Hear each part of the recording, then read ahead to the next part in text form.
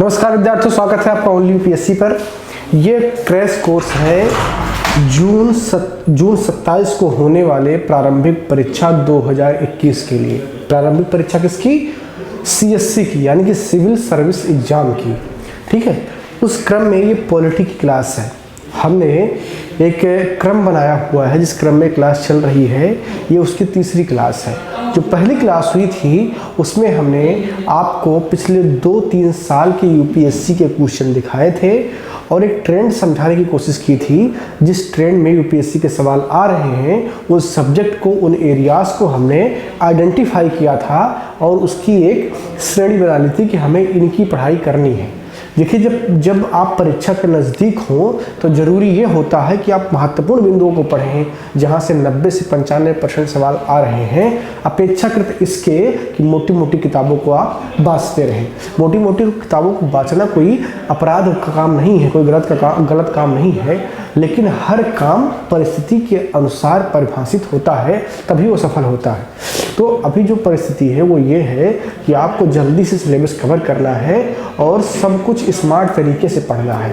देखिए, जितना स्मार्ट होंगे उतना ही अच्छा परफॉर्म कर पाएंगे। ठीक है, तो उसमें हमने 6-7 बड़े टॉपिक बनाए थे जिनके इर्द गिर्द यूपीएससी खूब सारे सवाल पूछती है। उसमें हमने 2 क्लास कर लिए। एक तो हमने प्रस्तावना को आइडेंटिफाई किया था, यूपीएससी का फेवरेट टॉपिक है, खूब सारे सवाल आते हैं।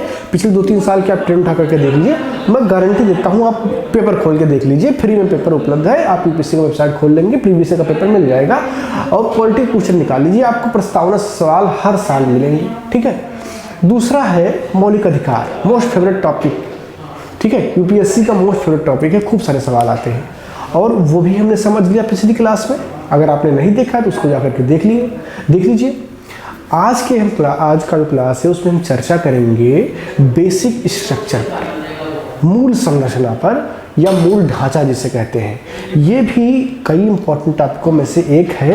यह भी अपने आप में बहुत महत्वपूर्ण विषय है और इससे भी यूपीएससी खूब सवाल पूछती है, क्योंकि ये जो है पॉलिटिसाइज होता है, इस पर बहस होती है, आरोप प्रत्यारोप लगते हैं। तो ये जो है कंटेम्प्रेरी मुद्दा हमेशा बना रहता है और जो चीज़ कंटेम्प्रेरी होता है यूपीएससी का अपने आप में वो जो है टेस्टी टॉपिक बन जाता है। ठीक है, तो इस क्लास में हम समझेंगे basic structure of the constitution.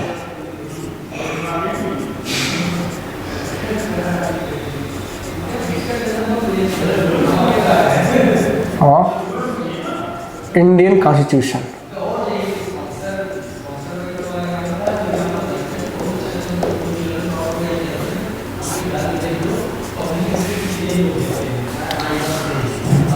मूल संरचना।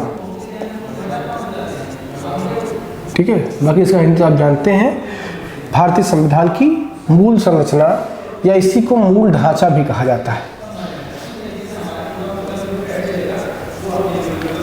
मूल ढांचा या मूल संरचना शब्द से आप परिचित होंगे, क्योंकि ये कोई बहुत अलग शब्द नहीं है कि आप इसके बारे में ना जानें। ये बहुत नॉर्मल सा शब्द है, आप इस्तेमाल करते होंगे, घर में भी आपके इस्तेमाल होता है या ऐसी बातचीत में कि उसकी मूल में क्या है। ठीक है, तो मूल का मतलब ये होता है कि जिसको उससे अलग आप नहीं कर सकते। जैसे वृक्ष का मूल क्या है? उसकी जड़। अगर आप उस जड़ को हटा दिए तो वृक्ष टूट जाएगा। घर का मूल क्या होता है? बुनियाद होता है। अब बुनियाद को निकाल लेंगे तो क्या घर रुकेगा? नहीं रुकेगा, टूट जाएगा। अभी मैं शूट कर रहा हूँ, कैमरा एक ट्राइपॉड पे खड़ा है, तो इस कैमरे का मूल कहाँ है? ट्राइपॉड में। अगर ट्राइपॉड आप हटा लीजिए तो कैमरा नीचे जमीन में धराशायी। तो इसलिए किसी भी वस्तु का अगर मूल खत्म होता है या उससे हट जाता है तो वो फिर एग्जिस्ट नहीं करता है, अपने रूप से वो हट जाता है। और यही अवधारणा यहाँ पर भी काम हो रही है। इसी अवधारणा का काम यहाँ पर भी हो रहा है। ये जो अपनी व्याख्या करता है मूल ढांचे का, जो अभी मैंने एग्जाम्पल दिया उसी से रिलेटेड है। ठीक, तो बात इतनी सी है कि मामला उठता है मौलिक अधिकार से। आपके देश में भारतीय संविधान कब लागू होता है? पूर्णतया 1950 में। 26 जनवरी 1950 से आपका देश एक संप्रभु राष्ट्र बन जाता है। उसका एक संविधान है अपना, और वो पूर्णतया अंग्रेजी चंगुल से लीगली बाहर हो जाता है। आपका देश तो आज़ाद हो गया था 47 में ही, लेकिन वो 47 से 50 के बीच में एक जो है डोमिनियन स्टेट्स के तरीके से ब्रिटिश सरकार के था। जैसे ही उसने अपनी संप्रभुता की घोषणा की तो वो संप्रभु हो गया। अब वो किसी के चंगुल में न लीगली है न प्रैक्टिकली है, ठीक है। तो इसके बाद में ही केस आने शुरू हो गए। जब देश आज़ाद हुआ तो बड़े बड़े जमींदार हुआ करते थे, उन जमींदारों के पास बड़ी बड़ी खेतें हुआ करती थी। जब देश आज़ाद हुआ तो कोशिश ये किया गया कि जमींदारों और ज़मीनों का बंटवारा किया जाए ताकि सबको ज़मीनों का हक मिल सके, जो काम करने वाले वास्तविक काश्तकार को ज़मीन मिल सके। प्रयास इसके लिए किए गए। 9th शेड्यूल लाया गया। 1951 में एक केस होता है शंकरी प्रसाद बनाम वर्सेस भारत सरकार। शंकरी प्रसाद बनाम भारत सरकार का केस होता है 1951 में। चूंकि 9th शेड्यूल में ऐसा व्यवस्था किया गया कि लोगों के भूमि छीन रहे थे, जो जमींदार थे परेशान थे। एक विवाद होता है, क्योंकि इस वक्त तक क्या है, जो संपत्ति का अधिकार है वो मौलिक अधिकार है। आर्टिकल 31 के तहत आपने देखा ही है। वो कब गायब होता है? 44वें के बाद, 44वें संविधान संशोधन के बाद में वो मौलिक अधिकार से हट जाता है। लेकिन अभी वो स्थिति आई नहीं है। 44वां संविधान संशोधन कब होता है? जब मोरारजी देसाई की सरकार बन जाती है 1978 के आसपास। ये बात कब की है? जब पंडित जवाहरलाल नेहरू देश के प्रधानमंत्री हैं। तो अब ये जो है मामला सुप्रीम कोर्ट के पास आता है। सुप्रीम कोर्ट ने शंकरी प्रसाद के मामले में ये कहा कि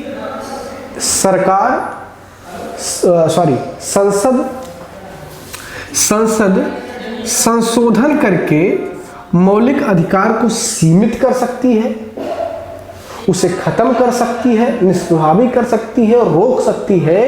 यानी कि संसद कुछ भी कर सकती है। ऐसा लगभग शंकरी प्रसाद केस में सुप्रीम कोर्ट ने कहा। सवाल उठता है अनुच्छेद 13 को लेकर के। अनुच्छेद 13 में कहा गया है कि कोई भी ऐसी विधि उस सीमा तक शून्य होगी जहां पर वो मौलिक अधिकार का हनन करती है, उसे सीमित करती है। और ये क्या होगा, ये जुडिशियल रिव्यू इस पर होगा, यानी कि इस पर एक जांच होगी, एक जो है न्यायिक पुनरावलोकन होगा कि यह क्या सच में ये हनन कर रहा है मौलिक अधिकार का कि नहीं कर रहा है। और उसके बाद में अगर कर रहा है तो वो विधि शून्य घोषित हो सकती है by supreme court. Supreme court उसे शून्य घोषित कर सकता है, ये आर्टिकल 13 कहता है। अब इन दोनों के बीच में क्लैश हो गया शंकरी प्रसाद केस में, जो सुप्रीम कोर्ट ने कहा। इसके व्याख्या में सुप्रीम कोर्ट ने कहा कि संविधान संशोधन अगर किया गया है 368 के तहत अगर संशोधन किया गया है तो यह अनुच्छेद 13 के तहत विधि नहीं मानी जाएगी। अनुच्छेद 13 में जो विधियां हैं वो सामान्य विधियां हैं, ना कि संवैधानिक संशोधन की विधियां हैं। ये व्याख्या शंकरी प्रसाद के केस में आती है। ठीक है, अब बात आगे बढ़ती है। बात पहुंच जाती है गोलकनाथ के केस में। जहां तक मुझे याद है 1967 या 68 का मामला है गोलकनाथ के केस का। गोलकनाथ के केस में, हाँ 1967 में देख रहा था, गोलकनाथ बनाम पंजाब राज्य, गोलकनाथ वर्सेस पंजाब सरकार। इस केस में ये 1967 में केस होता है। केस होता है 17वें संविधान संशोधन को लेकर के। फिर यहाँ पर सवाल यही आता है, क्या मौलिक अधिकार में सरकार संशोधन कर सकती है, और कर सकती है तो किस लेवल तक कर सकती है, यह बहस का एक मुद्दा बनता है।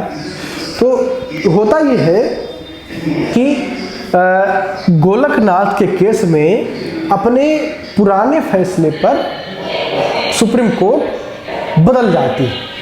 अब वो गोलकनाथ के केस में यह कह रही है कि कोई भी संविधान का संशोधन मौलिक अधिकार को न खत्म कर सकता है न सीमित कर सकता है। और अगर कोई भी संशोधन किया गया है, संविधान में संशोधन किया गया है, तो अनुच्छेद 13 के तहत विधि माना जाएगा। अतः कोई भी ऐसा बदलाव जो मौलिक अधिकार को सीमित करता है वो शून्य घोषित होना चाहिए, यानी कि वो गलत है, वो नहीं होना चाहिए। ये कहा गोलकनाथ के केस में। अब अगर ऐसी बात आई तो सरकार का प्रतिक्रिया होना जायज था। संसद ने प्रतिक्रिया स्वरूप 24वां संविधान संशोधन कर दिया। 24वें संविधान संशोधन के द्वारा उसने अनुच्छेद 368 और अनुच्छेद 13 में बदलाव कर दिए और उसमें यह लिखा कि अनुच्छेद 368 के तहत अगर कोई संशोधन किया जाता है तो वह अनुच्छेद 13 के तहत विधि नहीं समझा जाएगा। ये 24वां संविधान संशोधन कर दिया गया। ये बात चलती रही। 1973 में एक केस आता है केशवानंद भारती बनाम केरल राज्य का। केशवानंद भारती बनाम केरल राज्य, ठीक है। इस केस में सुप्रीम कोर्ट अपने गोलकनाथ वाले केस पर ओवर रूल्ड करती है और 24वें संविधान संशोधन पर अपनी व्याख्या प्रस्तुत करती है। वो कहती है कि कोई भी संविधान संशोधन अनुच्छेद 13 के तहत विधि नहीं माना जाएगा, लेकिन एक शर्त रख दी गई कि वो मूल संरचना के खिलाफ ना हो। यानी कि मूल संरचना की अवधारणा प्रस्तुत कर दी गई। कहा गया कि मूल ढांचे के खिलाफ नहीं होना चाहिए, बाकी संशोधन करते हैं तो वो अनुच्छेद 13 के तहत विधि नहीं माना जाएगा। बाकी ठीक है, आप मौलिक अधिकार को सीमित कर लीजिए, उसे खत्म कर दीजिए, ये आप कर सकते हैं, लेकिन वो बेसिक स्ट्रक्चर से जो है बेसिक स्ट्रक्चर को समाप्ति को लेकर के ना हो। अब बेसिक स्ट्रक्चर की बात यहाँ से आनी शुरू होती है। बेसिक स्ट्रक्चर का संविधान में कहीं कोई परिभाषा नहीं। ये सवाल यूपीएससी ने कई बार पूछा है घुमा करके। ध्यान से सुन लीजिए, बेसिक स्ट्रक्चर का संविधान में कहीं कोई उल्लेख नहीं है, ना ही कोई उसकी परिभाषा है और ना ही कहीं लिखा हुआ है कि फला फला चीज संविधान का बेसिक स्ट्रक्चर है। बेसिक स्ट्रक्चर हर वह शब्द है जिस पर सुप्रीम कोर्ट की मोहर लगी हो।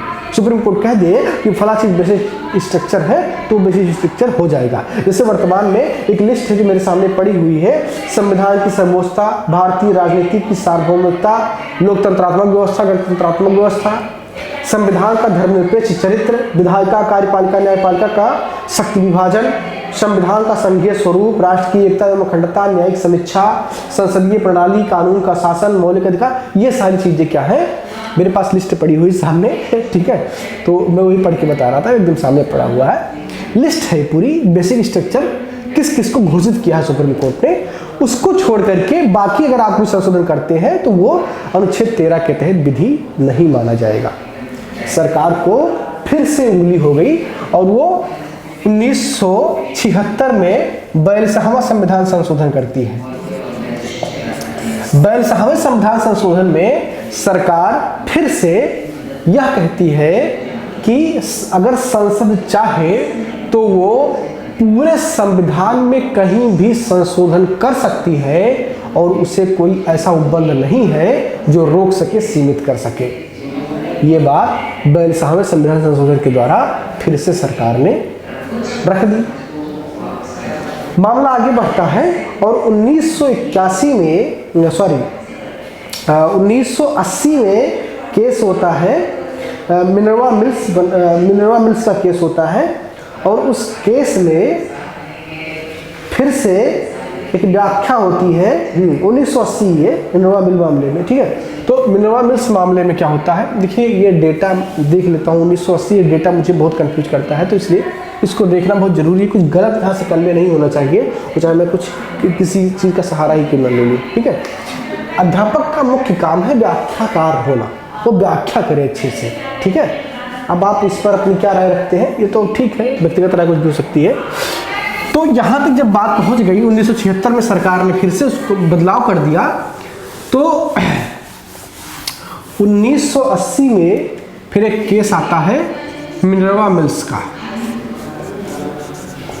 तो मिनर्वा मिल्स के केस में क्या हुआ कि सरकार ने ये कहा कि जो 1976 वाले प्रावधान संशोधन में बदलाव किया गया है वो सही नहीं है। अगर कोई भी संविधान संशोधन बेसिक स्ट्रक्चर के खिलाफ है तो वह शून्य घोषित किया जा सकता है। यानी कि अपने बात को फिर से सुप्रीम कोर्ट ने दोहराया मिनर्वा मिल्स के केस में, ठीक है ना। तो यहाँ तक की स्थिति जो है इस मूल संरचना में है, और वर्तमान भी यही मान्यता है कि संविधान में संशोधन कर सकती है संसद, कर सकती है, कहीं पर भी कर सकती है, लेकिन बस वो जो संशोधन है वो बेसिक स्ट्रक्चर के खिलाफ नहीं होना चाहिए। अब आप सोच रहे होंगे कि मैंने पूरा कथा भागवत सुना दिया, इसका सार क्या है? इसका सार ये है कि मूल संरचना से यूपीएससी जब सवाल पूछती है तो एक कहानी आपको अगर पता है तो आप उसका भी कान पकड़ सकते हैं, नहीं तो वो आपका पकड़ के खूब घुमाती है। पूरा बात का सार ये है कि मौलिक अधिकार में संशोधन हो सकता है, लेकिन वह संशोधन बेसिक स्ट्रक्चर के खिलाफ नहीं होना चाहिए। बाकी जितने संशोधन है उसे अनुच्छेद 13 के तहत विधि नहीं माना जाएगा, जो कि 24वें संविधान संशोधन में जोड़ा गया था, ठीक है। तो बेसिक स्ट्रक्चर से भी बहुत सारे सवाल आते हैं। आप देख लीजिए कि अमूमन हर साल बेसिक स्ट्रक्चर से सवाल आते हैं, और आप देख सकते हैं कि लगातार उस पर चर्चा भी होती है कि क्या है संविधान का बेसिक स्ट्रक्चर। तो उस बेसिक स्ट्रक्चर की कोई परिभाषा नहीं है। सुप्रीम कोर्ट जो कह देती है कि फला चीज बेसिक स्ट्रक्चर है तो वो होता है बेसिक स्ट्रक्चर, ठीक है।